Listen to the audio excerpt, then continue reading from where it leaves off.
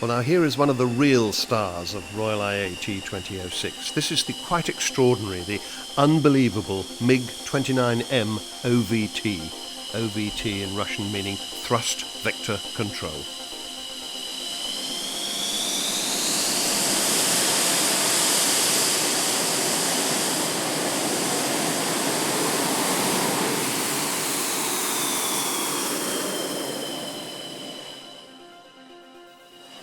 This aircraft you've seen today is a prototype of thrust vectoring aircraft, which is built based on MiG-29M version of very familiar, very known, well-known MiG-29 aircraft. Which the main differences between conventional one and this one is existing over the fly-by-wire control, and particular this aircraft number 156 is equipped with the engine with the capability of thrust vectoring. Now this unique pair of jet nozzles, described by the Russians as flowers of steel, has the extraordinary capability of directing the jet thrust up to 15 degrees away in any direction from straight backwards, and that gives this aircraft quite unbelievable manoeuvrability.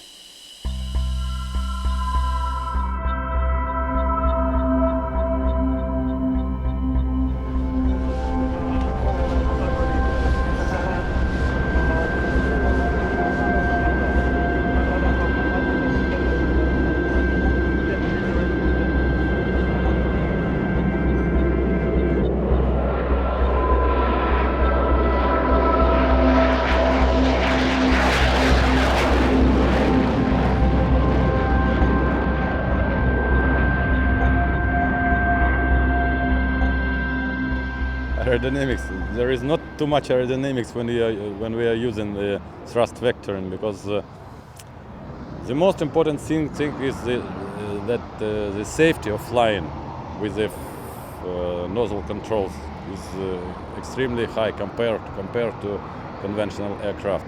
If the aircraft goes spin and so on, it can be easily recovered using thrust vectoring. Another thing is, and one important thing is that the normal aircraft, fighter aircraft, maneuvering using the high G load and so on to rotate, to turn the velocity vector of the aircraft. The faster you want to turn, the higher G you must apply to the aircraft. And thrust control aircraft can rotate its axis or axis of weapon, not dependent on where the velocity vector is oriented now, and where the aircraft is flying.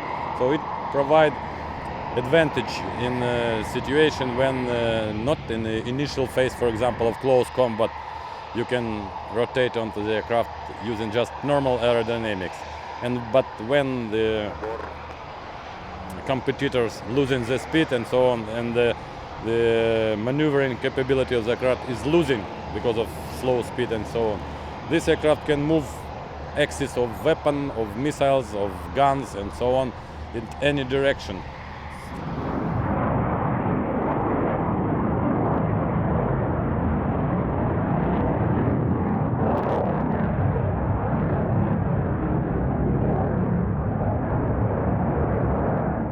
Another thing, and very important thing, when you look where your nose is pointing, it's not the same. The aircraft is flying another direction, so the pilot must be careful.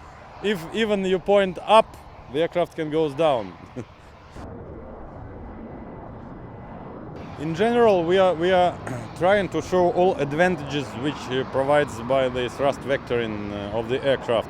So that maneuver we are performing still has no name, exact name. It just we understand what we are doing. The only thing we would like to show the aircraft capability, controllability and stability, and packed it into understandable from the spectators and specialist maneuvers. It's on to show everything and to show it in manner which will be lovely for spectators only. Well, lovely for us audience, certainly, but it does have immense military significance, this.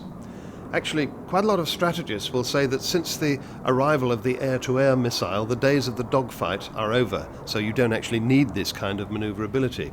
MiG, of course, strongly disagrees. They say that modern countermeasures allow aeroplanes to avoid missiles, and a fighter will soon use all of its missiles up, and then it's back to dogfighting again, perhaps with a gun, which is where this kind of manoeuvrability comes into its own. And there is the most extraordinary Super Cobra, 150 degrees angle of attack it goes back to there. It's unbelievable stuff.